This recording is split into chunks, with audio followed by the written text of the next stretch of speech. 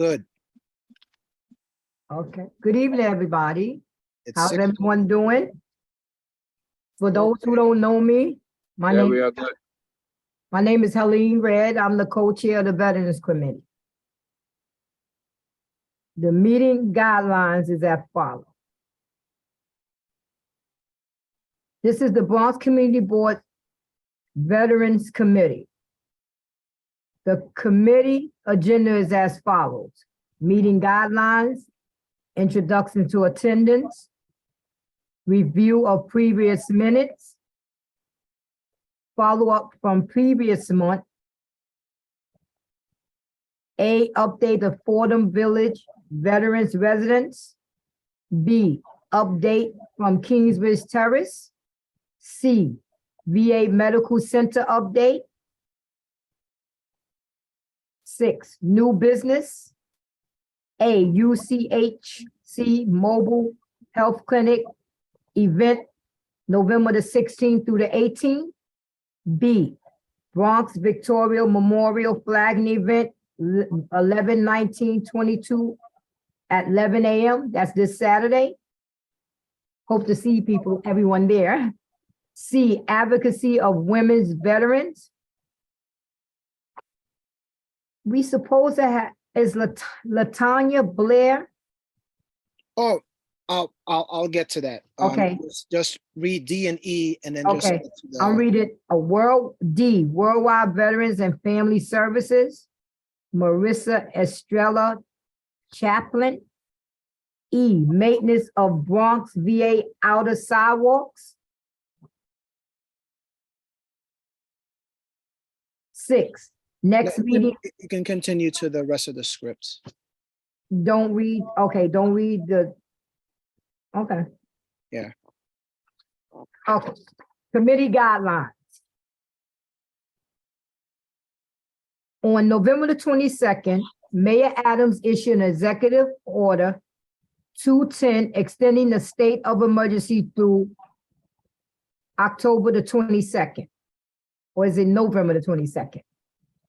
November 22nd. Great. November the 22nd. Accordingly, boards are able to continue to act under the state of emergency section of the video conferencing law, chapter 56 of the law of 22 part WW. This allows the board to continue remotely. Minutes and video recording will be made available on our website. If you are calling into the meeting on the conference controls while joining from landline or cell by calling, dial-up number to hear or available commands, enter ** on your phone. *6, mute or unmute yourself. *9, virtual raise hand. How we will run this meeting is as follows. Code of conduct for meetings, penalties and actions.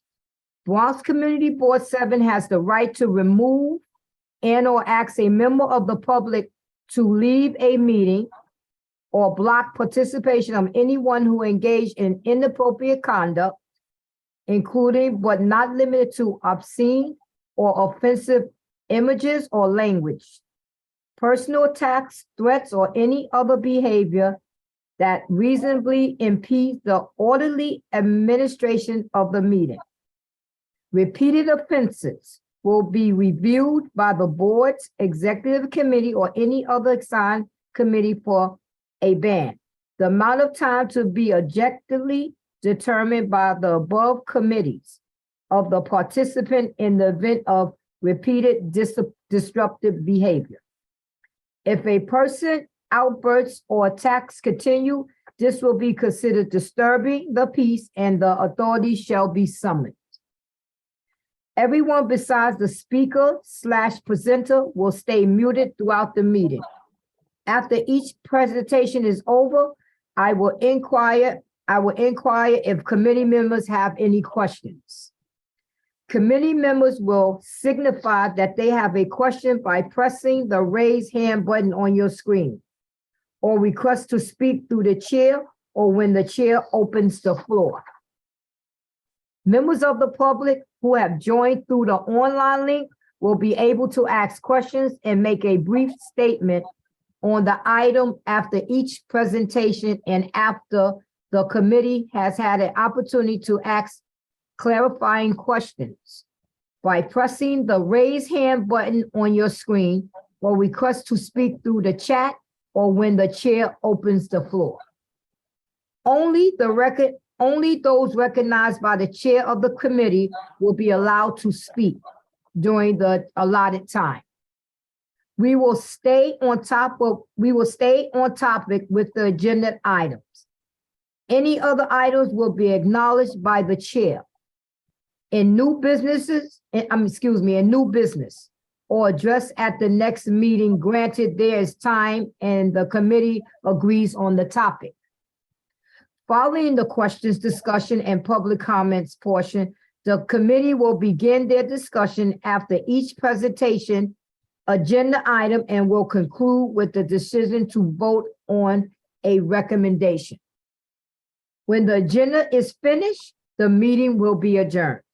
If there's any questions related to meeting software or to our purpose, please use the chat function or raise hand function now or contact the district manager.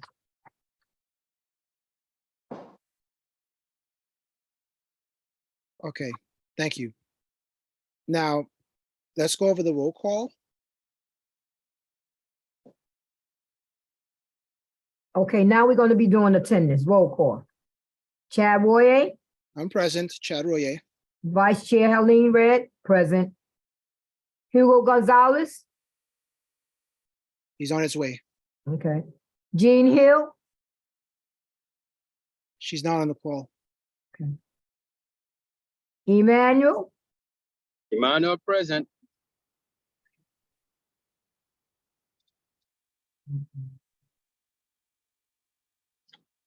Aline, did you get Emmanuel present? yes, We have a quorum, we have a quorum. yes. So now we have quorum.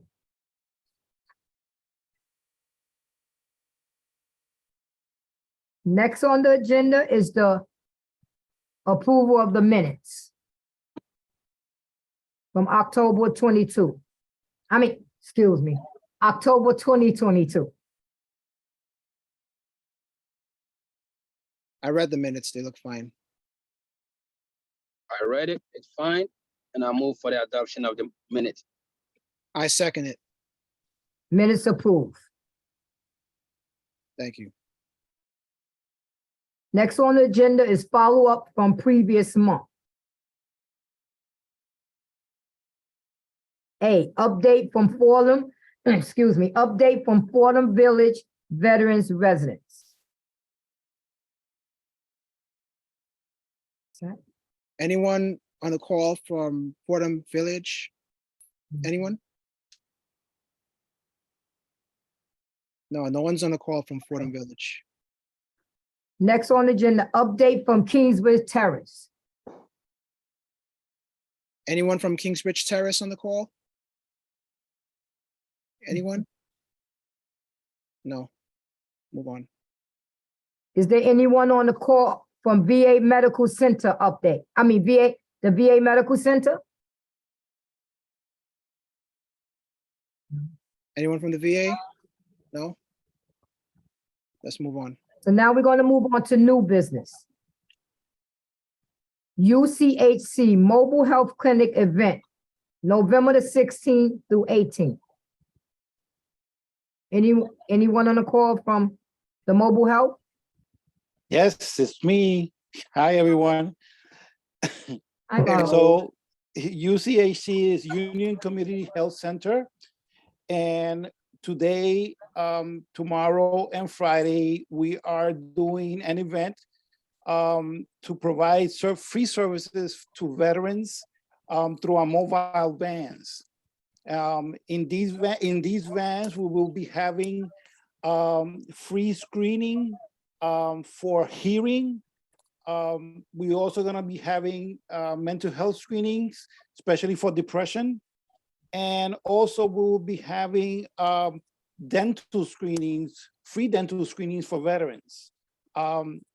We started today, and it wasn't a good day because of the fact that it was raining in the morning, but also it was really cold. So we got two vets who were really good and cooperated with us and wanted the services. But we want to encourage any other vets that want to come in.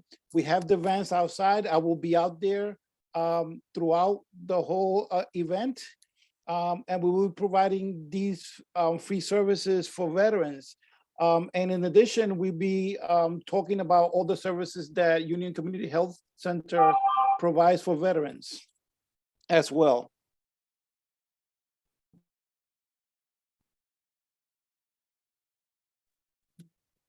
Give it back to you, Helene. Do anybody have any questions for Raul? Yes, I do. So, Raul, wonderful that you were able to get that off the ground. What do you foresee in the near future after this project? What would be a good follow-up to providing these medical services? Well, at this time, what we want to do is we want to establish the vans to go out in the community in places where veterans congregate, so that we could provide the services where the veterans are at. Right now, we're doing it at the site, at the clinic. We have been doing free vaccines in the past in different sites, but veterans weren't necessarily the population that was mainly there. So we want to see if we could find places that veterans may congregate so that we could provide the services to them and bring the services to them as best we can. Got you. Thank you. Thank you for that. Raul, I have a question. Do y'all have a map, or how do y'all go about knowing where all the vets congregate? That is the biggest question, because it used to be that before COVID, we were able to go out in different places, different locales, and where veterans might be meeting regularly. That is no longer happening. So we want to find out, through the Veterans Committee here, to see if we could find some kind of agreement of where the need will be. So if we could find some places that we could all agree that veterans will be well served by the vans, we could arrange it so that we could go there on a regular basis. We could go monthly with the dental, monthly with the medical van, and see what we could provide for them. One more question. Have you tried NYCHA developments? We have not. We have not. The places that we have tried have been drop-in centers, pantries, and places that may not have specifically veterans. So it's just general places that we may find veterans, but not necessarily a specific place, such as a veterans residence or a veterans shelter, or a veterans club, because we don't know anywhere right now that's having enough people that will help us to go there, or that any organization that will welcome us to go there and provide the service. Got you. We have two hands up. We have Anthony and we have Fitz. Oh, I didn't even see that. I'm looking. Yeah. So Anthony, go ahead. Yeah, yes, good evening. If I could be helpful at all. I would say the number one target, especially under today's conditions, also understanding the demographics of the New Bronx. On the east side of the Bronx, you can still catch a lot of people in person in a lot of the Legion halls, going up towards Williamsbridge Road and further up towards Throgs Neck. Those Legion halls are easily accessible. On the west side, it's of course a lot more difficult. What I find myself, is you can find many veterans on social media. On social media, they actually congregate into their own groups. So if that organization has a dedicated social media person, if they went to Facebook, if they went to Twitter, they can find veteran groups of all types in the Bronx and beyond, and of course, promote their services from there. Gotcha. Thank you. Right, thank you. Thank you, Anthony. One of the things that we want to do is, and we have been doing, is we have a social media presence. We have Facebook, we have Instagram, we have Twitter accounts that we announce our services and our events. But what we have been finding is that most of the veterans that are usually in need are those veterans that are unable to access the social media accounts or apps, only because one of the things that we are trying to do right now is to provide tablets and communication devices for older veterans who may not otherwise have them, so that they could access telemedicine and other stuff that that they might need. And usually what happens is that all the older veterans tend to be off social media, and it's mostly the younger veterans who are able to get in or use it. Got you. Thank you. So we have Fitz. Fitz, you have your, I'm That sorry. was actually, Anthony kind of ran into what my question was going to be, was how is the word being spread? Essentially, how is it that, you know, the information is getting across to the veterans that are out here? And Raul kind of explained that, you know, it is difficult to get some of the older veterans into social media and getting things across. I'd be happy to offer printing services, you know, as much as I possibly can to, you know, if you have any of that information, or if you have, you know, just a flyer already prepared, I'd be happy to print them out and at least put them out in my neighborhood to try to get, you know, at least something going in your direction. That's great. Thank you. Great, yeah.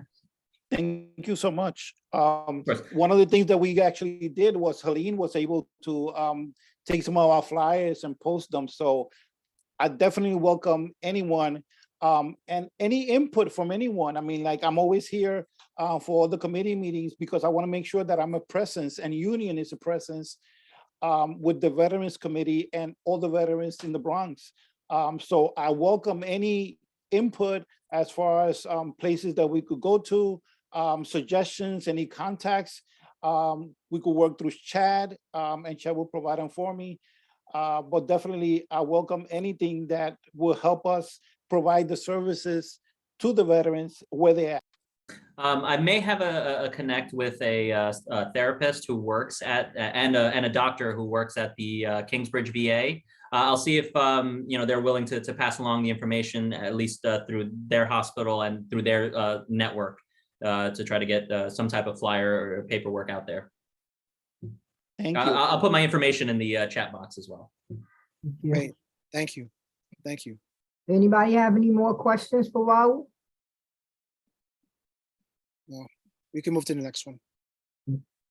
The next order of new business is Bronx Victory Memorial Flagging Event. That's this Saturday, the 19th at 11 a.m. Okay. So for those who may or may not know, we have a memorial on Mashulu Parkway and Marion Avenue. It's been there since the early 1900s. It was made out of respect to the local veterans of the neighborhood who have lost their lives and served in World War I. It was built 7 years after the war had ended. And one of the main issues was that we have not had any kind of celebratory opportunities to commemorate their memory. So to make a long story short, we now have a flagging event that's open to the public, where we'll celebrate the lives of our beloved veterans of our neighborhood. and hopefully we can keep the history alive of the battles that they had. So we're going to start at 11. I anticipate the event will be no more than an hour. It shouldn't take more than an hour, maybe 45 minutes. The weather seems to be nice, although it will be cold.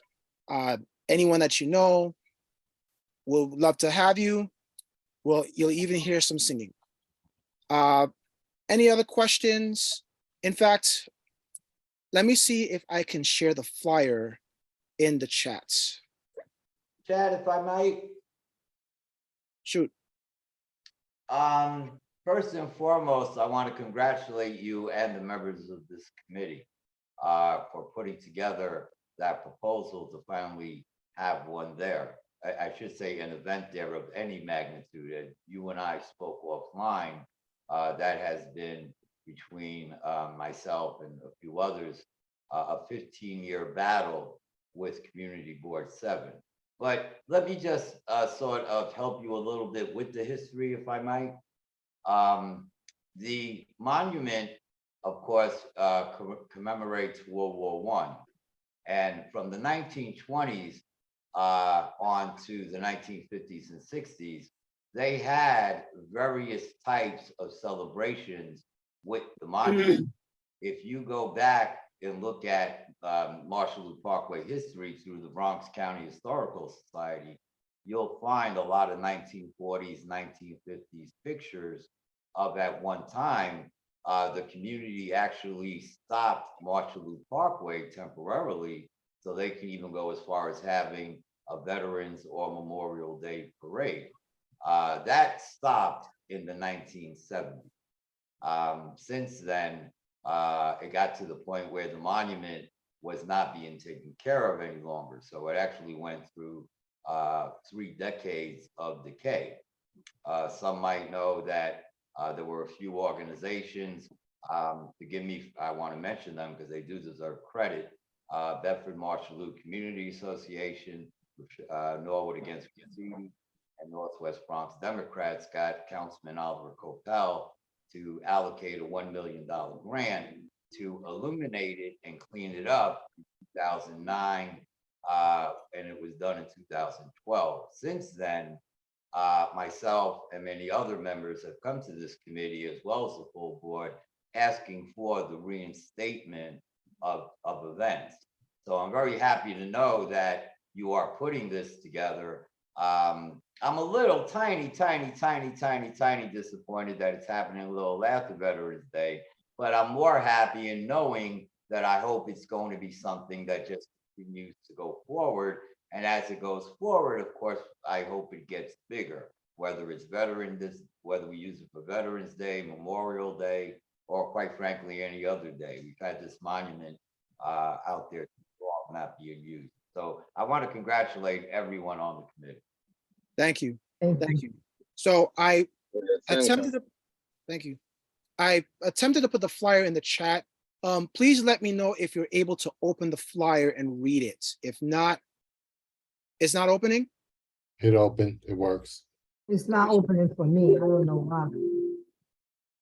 Does someone have a version that they can share in the It's good for me as well. Oh, it opened, chat. it did. open? Yeah. Okay, okay. So we aim to have this annually for Memorial Day and for Veterans Day. The challenge was getting the permits filed. That's why we weren't able to get it sooner than we wanted, but we're going to get it done. And I should also mention that since our conversation and since I saw the flyer is available in the local community board email. I have taken the liberty, I hope you don't mind, of putting it widespread on social media. I'm glad you did. I plan on doing that for the next couple of days. Thank you for that. Thank you. AJ, you have a question? Yeah, I just wanted to say about the monument. I've lived like a block away from that my whole life. It's about time the board themselves have done something there. There used to be celebrations there all the time. As Mr. Anthony has said, over time, those have faded. Our history is important to us, especially to the veterans. We should always honor them. Yeah, it's to the veteran World War I, but it could apply to everybody. It just says like to the war. It doesn't say like specifically World War I. and just keeping our history alive. A lot of people walk past that have no idea what it is. You could barely read the inscription. And I think it's a lovely thing the board is finally taking up and doing. And like you said, make it on Veterans Day next time. Well, thank you for that. Thank you. So I just want to make a quick point on that. So I seek this as an opportunity to not only provide acknowledgement, but also as a message to the community that we need to do more for our veterans, Right. so that we can promote more service delivery and make certain that more of our leaders and our constituents get more involved in the advocacy, the proper advocacy for our veterans. I'll steal a line from some folks. Many of our veterans are not doing so good. Many of them don't have a place to live. Many of them cannot get dental services. Many of them cannot find their documents. You name it, the issues are insurmountable. So this is an opportunity that I hope that we can make something out of it. So let me move on. Let's move on to the next subject. The next item. The Helene? next item is advocacy of women veterans. Okay, so Miss Blair was supposed to attend tonight, but she had a death in the family. So she contacted me ahead of time and is not able to get on. So we hope to have her come back in the near future. I've reached out to her to check on her to see if she's okay. She is an Army veteran who does volunteer and peer facilitations for other veterans. So we wish her well. I gave her my condolences to her family. The next item. The next item on the agenda is Worldwide Veterans and Family Services. Okay, so Miss Marissa Estrella is in DR. She's working with officials, doing some missionary work, helping feed families out there. She was supposed to get on the call as well, but she has a time conflict. So we're also going to reach out to her when time permits. I have a question. I don't know if this question is for Raul or the vets on the committee. How do we reach the vets that's homebound? How do you reach those? The ones that's homebound, the ones that can't get out? How do you reach them? Or that's afraid to open their door, or that, you know, they have their PTSD or whatever they have going on. How do we reach them? This is a question that is a multifaceted strategy. There's a lot of things that we have to do. We need to know how we can identify them. We need to know how we can reach them to family members and peers. We have to use a combination of technology where we can try to at least come halfway. And Raul actually had a great suggestion from last time, which ended up becoming our request, where we use machines to promote telehealth. Raul, you want to actually make a mention of that? Sure, Chad.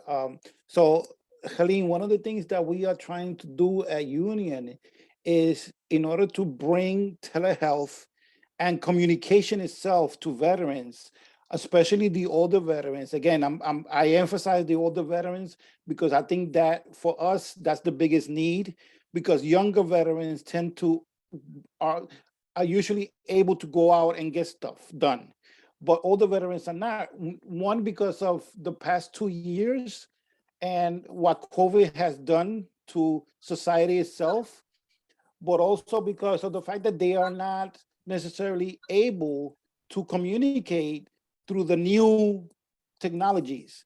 So right now, what we suggested before, and we put a grant out for, we requested a grant from CB7, but also we wanted to do it, was to provide tablets, like just iPads style tablets to veterans, so that they could communicate with the outside world.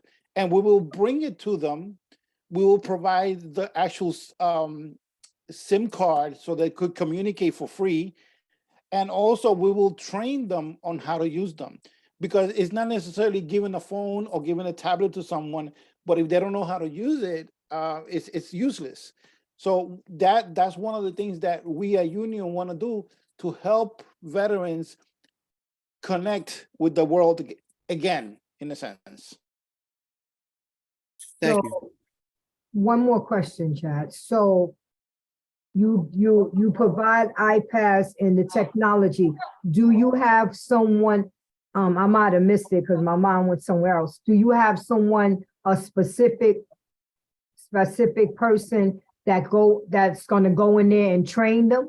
What if they don't have training? What if they don't, because you know, a lot of people that's homebound don't trust a lot of people to come into their homes. So how would you get through to that person and help them to get the training they need to use? Because a lot of them would just take the iPad and just sit there because they don't know how to use it. How would you get to that person and be able to convince that person that everything is okay, you know, that I can train you, that I can get you through this? How would you do that?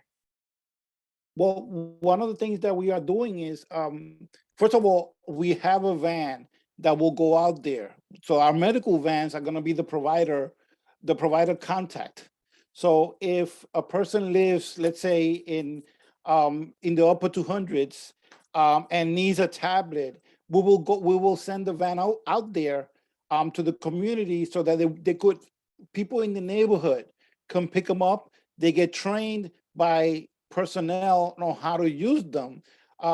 Convincing them, again, is a matter of, you know, having contact, having the positive outlook from other organizations that they could refer us to them. Again, it's hard because it's very limited. But the fact is that we're trying to see how we could help the veterans. And yes, there are going to be some veterans who might take the tablet, get trained, and never call us again, or never do telehealth through the VA or anywhere else, and that's fine. But our job is to help them get the connection so that they could get it. Thank you, Raul. One last comment before we go to the next one. Anthony? Yes, I don't want to disagree with Raul because obviously I'm not an expert in mental health. I'm an expert in financial services. But what I do know is I've been running a business for 32 years, the last 12 where you see me right now. And where you see me right now is not on a tablet or on a computer. What you see me now is on a telephone. So I really think we're underestimating the intelligence of our veterans. Some of what Helene said is very, very true. Why should someone open the door to a stranger when today you could just pick up a phone? The government will give you a phone with internet access for free. Today we all know how to get on it. It's as simple as click, I'm on. And as I was mentioning earlier, because veterans or elderly in general, right, don't want to learn a tablet, they don't want to let people into their home, they don't want to be trained, they want to train themselves. And how they'll train themselves is through the telephone. And how they'll train themselves is by using it every day. Why? Because that's how they communicate today. Not just veterans, but a lot of the elderly. And of course, we're talking post-COVID. So I have learned as a business person, and I think government is learning a new way to communicate to all people. I would say in regards to the veterans, we should not underestimate the intelligence and the technology of what's in front of us. And I just want to add as well, talking about social media, you know, there's this misconception about social media that if you put something on your page, everybody sees it. And that is a very, very bad fallacy to think that it works that way. If that's what any company or any person does, then they're missing 90% of the action. What I mean by that is that, and I'll use my own business acronym, we have a social media person that goes to these local groups and we post inside of their group. So of course, not only do we post on our company page, but we also go directly to the groups and post in their group to make sure that they see it. Just because we post it on our page, it doesn't guarantee that anybody's going to see it. If we go to their page, there's at least an estimation that some of them will see it. Is it more time consuming? Yes. Is it, may it mean that you might actually even have to hire someone just for that purpose? Yes. But we're in a new technological world today, and we all are starting to see bits and pieces of that. So again, I don't think we should underestimate the intelligence of our veterans and the simplicity of our technology today. Okay, thank you for that. Thank So I you. just want to I'm sorry, go ahead. You had something, because I wanted to answer what he mentioned before we go to the next one. So hearing what you said, that doesn't preclude the fact that some of us have challenges. Some of us may not be able to see. Some of us may not be able to use our hands. Some of us may not be able to use cognitive means to do half the things that they need to do. There's a number of reasons why the telehealth comes into play, and it could also be due to their inner health. Maybe they're not able to go outside. You name it, it's a number of matters.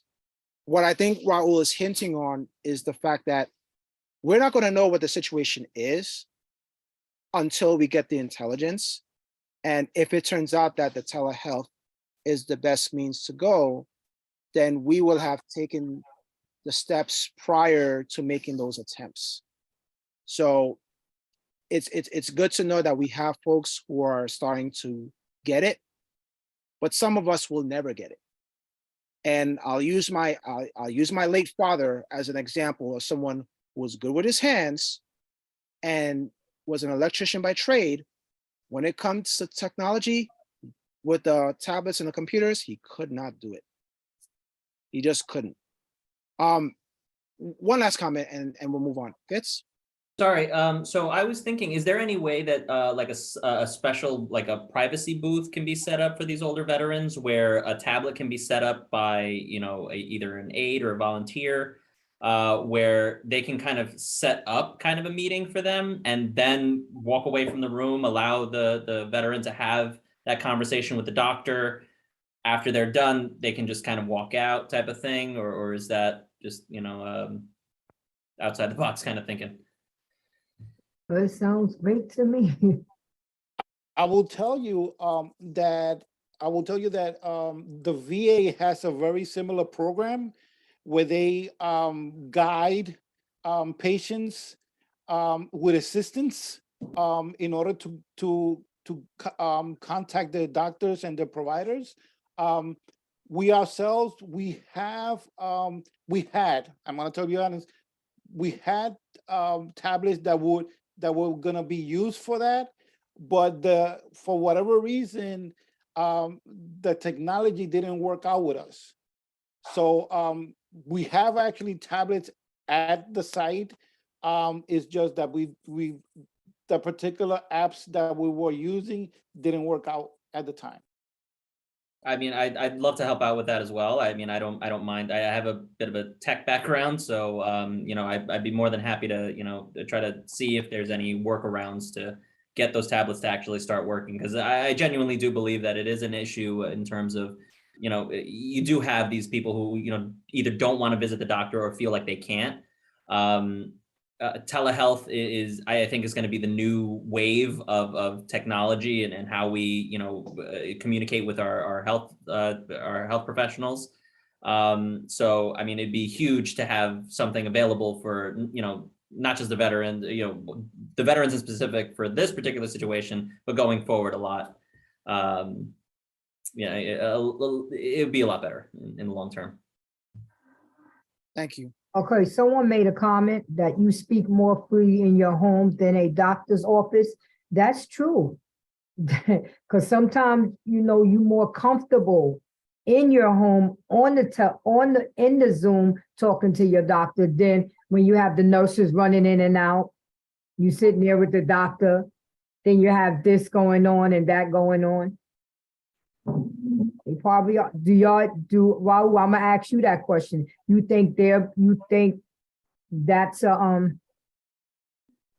problem? Like home visit type of thing, like Yes, where, yes.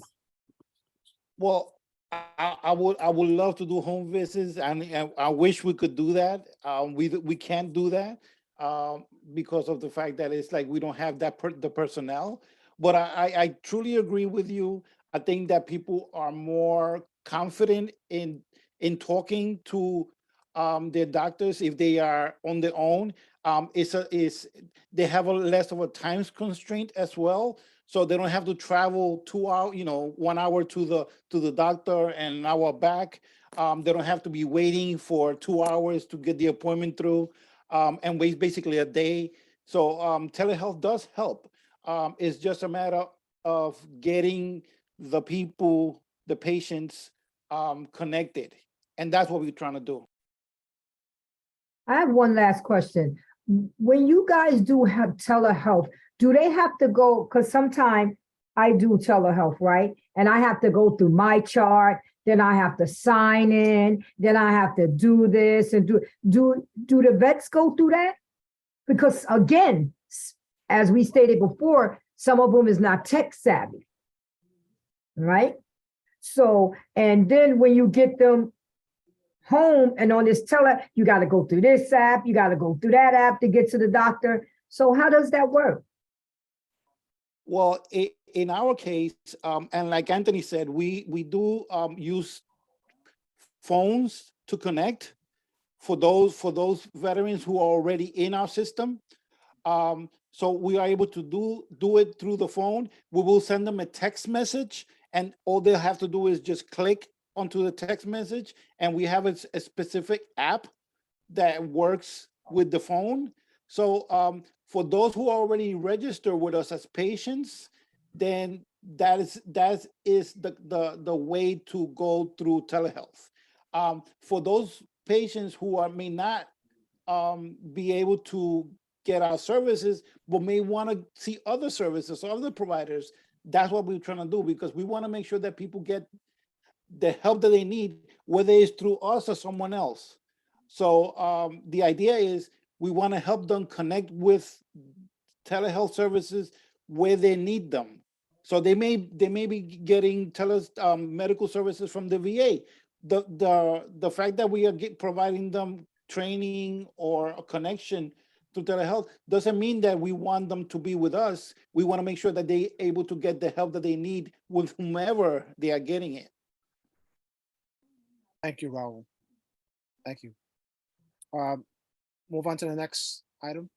Okay, the next item on agenda is maintenance of the Bronx VA outer sidewalks. Okay, so that came about when a few residents were actually complaining about the condition of the sidewalks surrounding the VA. So for those who may not know, the VA has a portion that covers Sedgwick Avenue and West Kingsbridge Road. Along that walkway, I've seen garbage, car parts, dog remains, loose dirt, cigarettes, broken glass, you name it. There's even a broken fence along that line. Mm-hmm. And the issue is, it's getting to the point where the sidewalk is not walkable without stepping on something. It's almost a walking hazard at times. So I had reached out to some members of the VA who would know of the situation. I'm waiting for more guidance on how we can handle this matter. One of the issues, they are planning on repairing the broken gate that's on the Sedgwick Avenue side. Those bars are made of aluminum, not iron. So they need to find a replacement in order to fix them. They're looking at beautification options. As far as what portion of the grounds is federal property, it is believed that the sidewalk surrounding the VA is considered federal property, but we await guidance from the VA police. We hope to have that soon. So I just wanted to give that update. We will be following up. Anybody have any questions, concerns?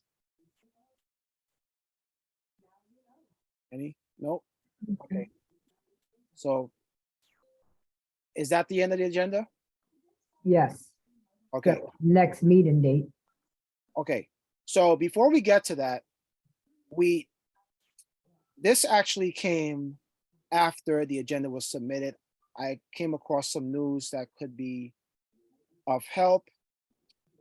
It's an article on imposter scams targeting veterans and service members. And I'll just read a little bit of this and I'll see if I can share this in the chat or I can send it by email.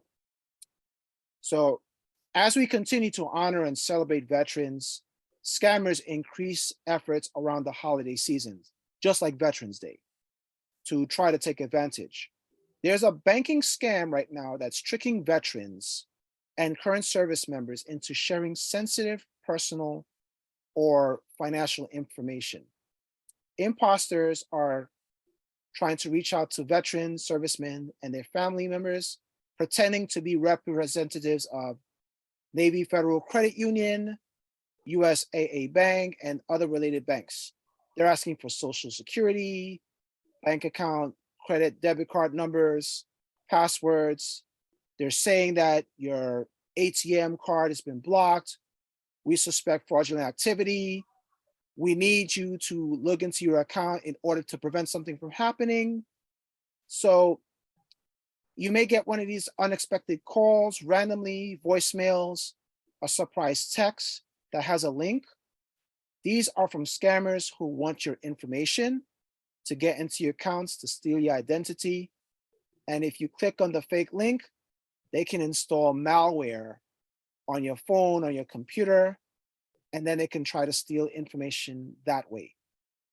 So what is being asked, and I'm going to see if I can share this. Do not trust caller ID. Scammers fake the number they call from. Never call back phone numbers from your caller ID or the ones left in the voicemails. Never give out personal information to anyone who contacts you out of the blue. Financial institutions will not ask for personal information Right. or passwords. If you think it could be legit, contact the company using the website number or the one that's on the website so that you know that it's legit. Do not click on links in unexpected or random texts or emails. This is how folks can fish for information. You click on it by mistake, update your phones and computer security software, they can do a lot of damage. If you suspect a scam or any kind of fraudulent activity, you can report it at reportfraud.ftc.gov, and you can visit militaryconsumer.gov for more resources. I want to type this in the chat so that at least you have these two. And I just wanted to share this in the height of the holiday season that's coming up, because the last thing that we want to have happen is that anyone to be a victim of a scam.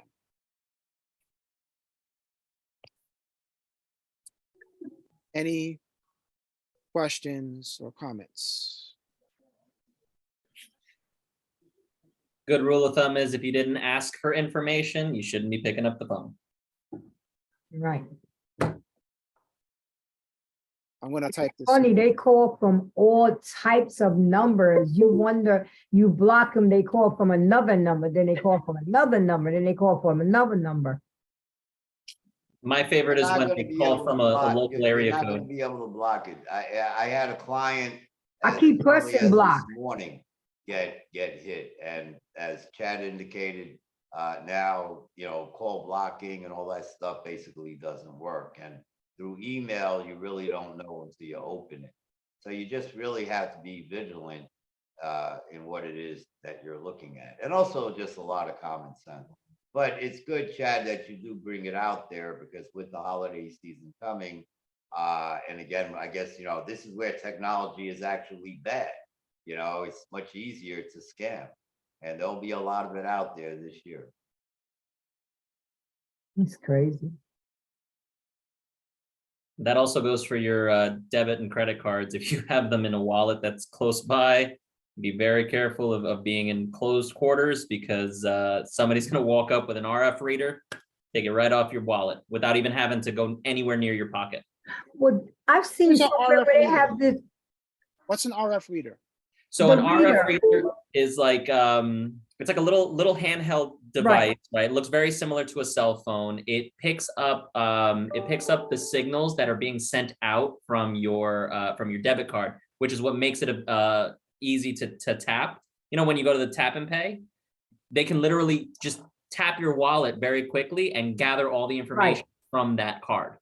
but they have wallets now. I want to do those wallets really. Oh, the RF blocker wallets? Yes, the wallets. They have the wallets now that you can purchase online. You can purchase where they can't do that. That reader cannot. I have one actually. That reader cannot read that. It cannot. And you don't know that they're doing it, because men, we keep things in our purse. So ours is locked. It's going to be hard to tap women anyway, but men keep their wallets in their back pockets. So it's easy to get to, it's easy to read a man, get to a man, because y'all keep y'all in our back pocket. See, we keep everything in the shoulder bag. It's hard to get to ours, but y'all keep things. See, you just pulled, after he just pulled this out his back, you got yours in your back. Oh my goodness. I got mine in my front pocket. Oh, men usually keep theirs in their back pockets. They're encouraging us to put it in the front for the obvious reason. So, yes. But the gentleman is this also keeps the missus away from the wallet, because she's always reaching for the back. Right. Oh, good idea. Not a good idea. Yeah. So, Mr. Kaplan, your hands up. One of the things that people should do if you're going to be traveling, take your Metro card out from your wallet before you leave home and put it in a pocket, so that you don't take your wallet out in public to get your Metro card. Yeah, that's a good Very idea. simple device in order to keep your wallet where nobody sees it. Take the card out. Take out other kind of cards if you're going to be using accessorized. Have the accessorized ID card handy in a pocket, so you don't have to take your wallet out in public. It's a great preventative, just by keeping it in your pocket and preparing in advance. It's very important. Thank you. Absolutely. I shared the link, the email that I got the information on this afternoon, so that folks can copy it, you can read it, you can share it. I will reference the link in the minutes of the meeting, as well as the other websites that I referenced.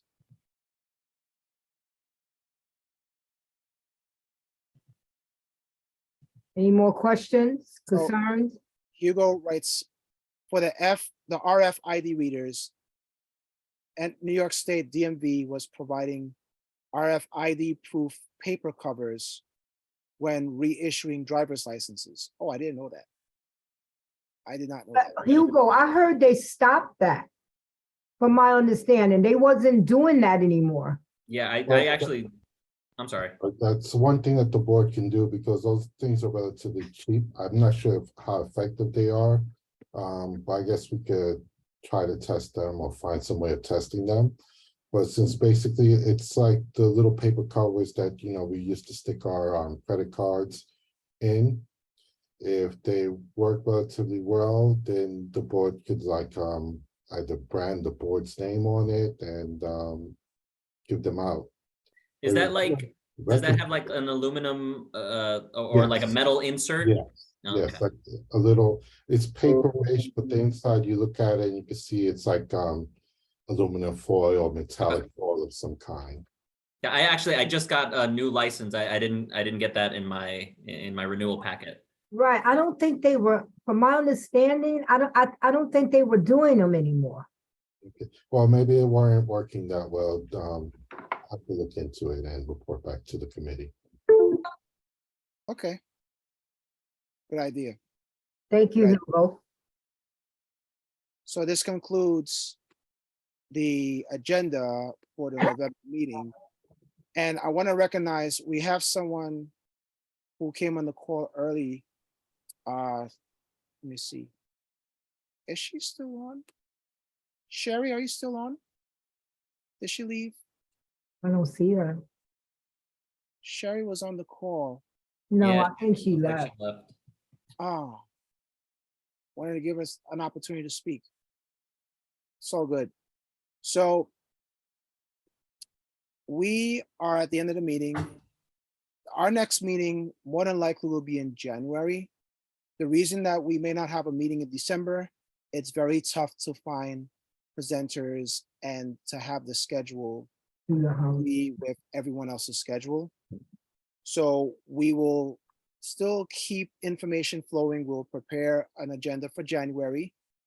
And if there are any concerns on the veteran side, you can always reach out at the board office. You can reach out to us and we will do the best that we can.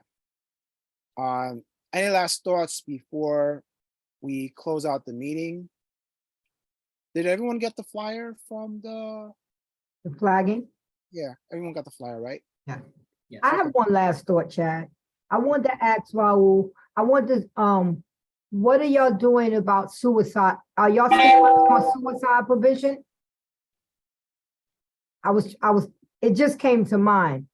What are y'all doing about, with the vets with suicide prevention? And how, again, I come back to this question, how would you guys be able to get to the ones, because some people is not going to dial the hotline. We know that. We already know that. So how are we reaching out to these individuals? Because I'm really passionate about that, because some of these vets and not only the vets, their wives, their family members, how are we reaching out to them? How are we getting them help? Well, one of the things that we are doing now is Chad and I actually are part of the VA Suicide Prevention Coalition at the VA. So we are part of basically a network of organizations that are trying to raise awareness about the incidence of suicide on a daily basis with veterans. So we want to make sure that people are aware. And one of the things that at Union, we asked the Ronald Downs, who runs the program for the coalition, to provide training for us to identify when a veteran is in crisis and or tell their family members when a veteran might be in crisis and they might not be aware of what's going on.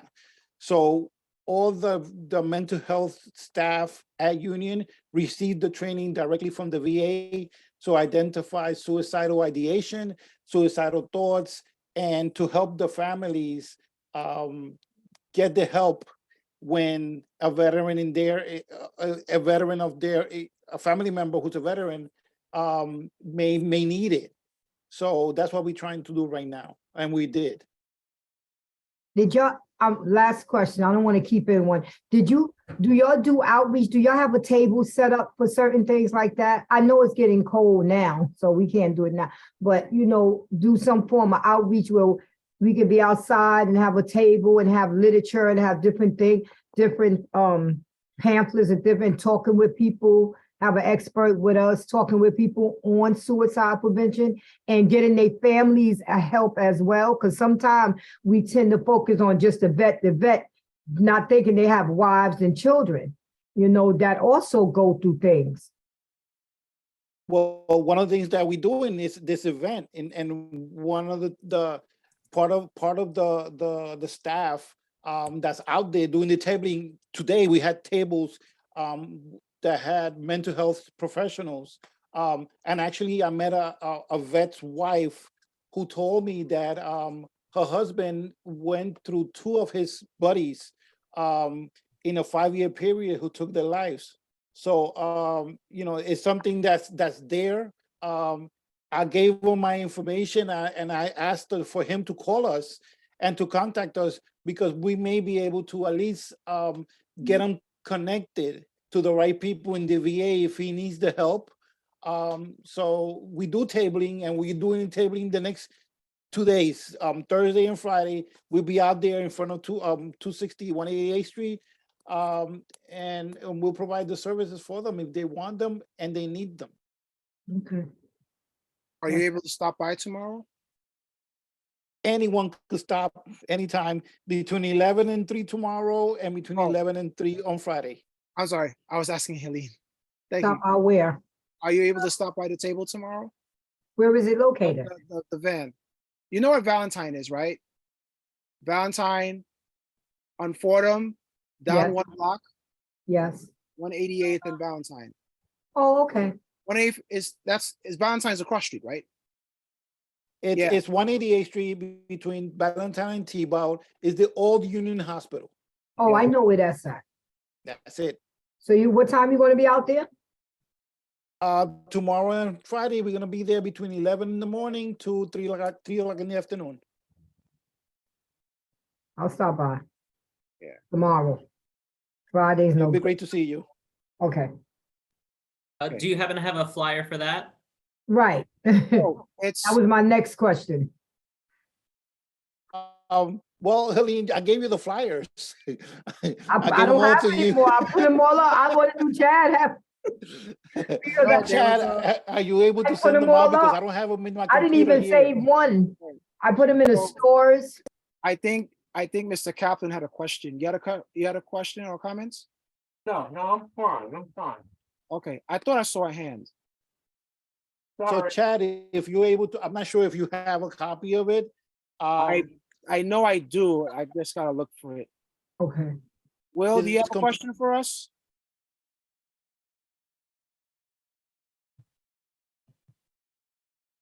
No? Oh, No. that's not it. That's not it. I gotta dig for it. When did?